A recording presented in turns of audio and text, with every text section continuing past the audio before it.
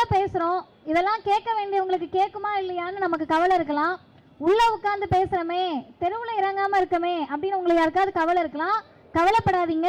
காவல்துறை அதிகாரிகள் எல்லாத்தையும் கொண்டு போய் எங்க சேர்க்கணுமோ அங்க மிக சரியாக சேர்த்து விடுவார்கள். வெளியே அமர்ந்து அனைத்தையும் கேட்டுக்கொண்டுதான் இருக்கிறார்கள். மூணாவது விஷயம் என்ன அப்படின்னா, நம்ம எல்லாரையும் தூண்டி விட்டு போராட்டம் பண்றோன்றத டெல்லி தமிழ்நாட்டில் கொண்டு வந்து சேர்த்துட்டாங்க.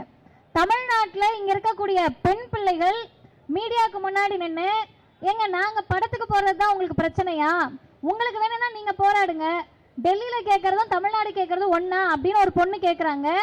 யாரோ தூண்டி விட்டு போராட்டம் நடக்குதுன்றாங்க.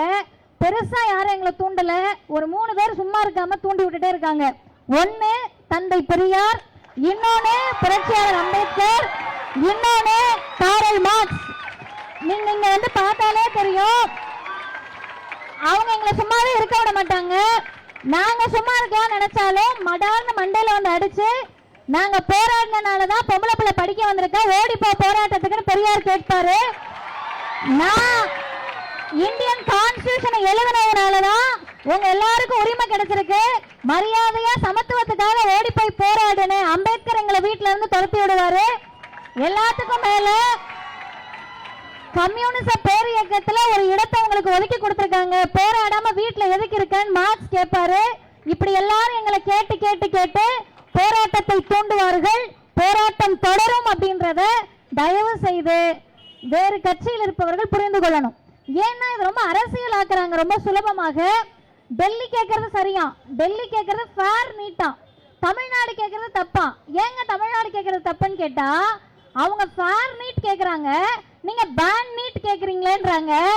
நம்ம என்ன சொல்றோம்னா, திருட வந்துட்டான், முதல் தெருவுக்கு முதல் வீட்டுக்கு வந்துட்டான், இன்னும் என் வீட்டுக்குள்ள வரலன்னு வட இந்தியா அமைதியா இருந்துச்சு.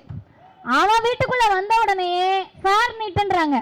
நம்ம என்ன சொல்றோம்னா, முதல் வீட்டுல திருடு வந்தப்பயே திருட்டு நீட்டா ஒழிக்கணும், பேன் நீட்னு கத்தணும்.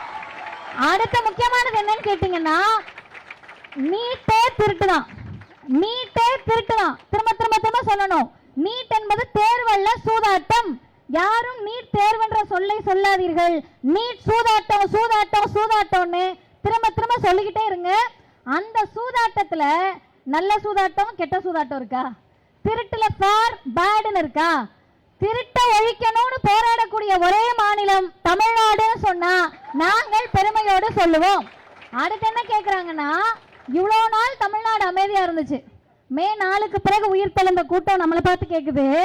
அன்னைக்குதான் உங்களுக்கு தெரியுது, ஓ தமிழ்நாட்டுல பஸ் பாஸ் இருக்கா, தமிழ்நாட்டுல பஸ் ஓடுதா, தமிழ்நாட்டுல தெரு இருக்கா, தமிழ்நாட்டுல ரோடு இருக்கா, தமிழ்நாட்டுல சீஃப் மினிஸ்டர் இருக்காரான்னு மே 4க்கு பிறகு உயிர் தெழுந்த உங்களுக்கு எங்களை கேட்பதற்கு தார்மீகம் கிடையாது. எந்த உணர்வோடு நாங்க பேசுறோம்னா, இங்க திராவிட மாணவர் கழக தோழர்களோடு நாங்க வந்திருக்கோம். 2017 அனிதா என்ற அந்த அறிவு செல்வம் மறைவதற்கு முன்பாகவே தமிழ்நாடு முழுவதும் இருசக்கர வாகன பேரணி போன கூட்டம், கருப்பு சட்டையும் எங்களோடு இணைந்து நின்ற சிவப்பும் தான் இந்த மண்ணில் பைக் ராலி போனாங்க. 2024 போனோம். இப்ப திரும்ப ஜூலை 30, 31, ஆகஸ்ட் 1, 2 எங்களை போன்றவர்கள் இருசக்கர வாகன பேரணி தமிழ்நாடு முழுசும் போய் என்ன தெரியுமா கேட்க போறோம்? ஆள்வதற்கு வக்கில்லை என்றால் மோடியும் ராஜினாமா செய்தால் தப்பில்லை என்பதை தான் கேட்க போகிறோம். நேற்றைக்கு முதல் நாள் சன் நியூஸ்ல ஒருத்தர் கேட்கிறாரு, விட்டா நீங்க தர்மேந்திர பிரதானுக்கு அடுத்து மோடியை பதவி விலக சொல்லுவீங்க போலன்னு. யாருக்கு வக்கில்லையோ ஆள்வதற்கு அவர்கள் அந்த கட்டிலில் இருக்க தேவையில்லை என்பதுதான் எங்களுடைய முழக்கமாக இருக்கும். இறுதியாக ஒன்றை சொல்லி முடிக்கிறேன். ஏன் அப்படின்னு கேட்டீங்கன்னா, இங்க இருக்கக்கூடிய நீங்கள் எல்லோருமே எதுக்கு வந்திருக்கோம் தெரிஞ்சு வந்த கூட்டம். இதை வந்து ஒரு ஜல்லிக்கட்டு போராட்டத்தோடு இணைச்சு பார்க்குறாங்க. நிச்சயமாக எங்களை போன்றவர்கள் அப்படி பார்க்கல. ஏன்னா ஜல்லிக்கட்டுக்கு எதுக்கு போனோன்னு தெரியாம போன மாஸ் சைக்காலஜி அது. இங்க அப்படி கிடையாது. நீங்க தரத்தரன்னு இழுத்துட்டு வந்தாலும் நம்மோடு இருக்க நண்பர்களை நீட்டுக்கு எதிராக நம்ம கூட்டிட்டு வர முடியாது. புரிஞ்சா மட்டும்தான் நீட் எதிர்ப்பு களத்தில் வந்து நிற்க முடியும். உணர்ந்திருந்தால் மட்டும்தான் நீட் எதிர்ப்பு களத்தில் நிற்க முடியும். இப்ப நம்ம கிட்ட கேட்கக்கூடிய ஒரே கேள்வி, எல்லாம் போராடி நீட்டை ஒழிச்சிருவீங்களா? 10 வருஷம் ஆயிடுச்சு, 2017 வந்துச்சு, சும்மா உட்காந்து கத்துறீங்களான்றாங்க. ஒரே ஒரு சின்ன வரலாறு, ஏன்னா அவங்களுக்கு ஒரு ஸ்டோரி, குட்டி ஸ்டோரி பிடிக்கும்ல, அதனால சொல்றோம். சின்ன ஸ்டோரி தான். 23 வருஷம் போராடி தமிழ்நாட்டில் நுழைவுத் தேர்வை விரட்டிய கூட்டம் நம்மளுடைய தாத்தன் பாட்டன் பாட்டிகளோட கூட்டம். ஏன்னா சும்மா தாத்தா பாட்டியன்னு சொல்லிட்டு இருக்கோம், இங்க பெண்கள் தான் அதிகமா இருக்கும். நம்ம பாட்டியும் போராடி இருக்காங்க, பெண்களுக்கு அந்த வரலாறு இருக்கிறது. இரண்டாவது, குலக்கல்வி திட்டத்தை விரட்டிய கூட்டம் தமிழ்நாட்டுடைய கூட்டம், இந்தியை விரட்டிய கூட்டம் தமிழ்நாட்டுடைய கூட்டம், இடஒதுக்கீடு வேணும்னு போராடின கூட்டம் நம்ம கூட்டம்.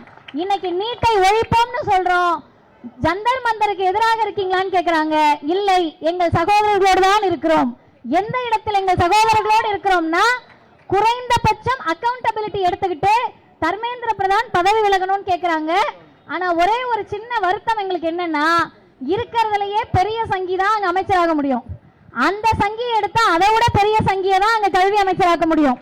அப்ப இந்த சங்கி போய் இதை விட பெரிய சங்கி வந்துட்டா இன்னும் ஆபத்து என்கிற போது நம்முடைய முழு மூச்சாக பிஜேபி என்ற கட்சியை அரசியல் தளத்திலிருந்து தேர்தல் தளத்திலிருந்து நீக்க வேண்டும் என்பதுதான் இறுதி இலக்காக இருக்கும். எப்போதும் திராவிடர் கழகம் மாணவர் போராட்டத்தில் உங்களோடு தோளோடு தோள் நிற்கும் என்று சொல்லி முடிக்கிறேன். பேன் நீட் என்பதுதான் தமிழ்நாட்டின் நிரந்தர முழக்கம்.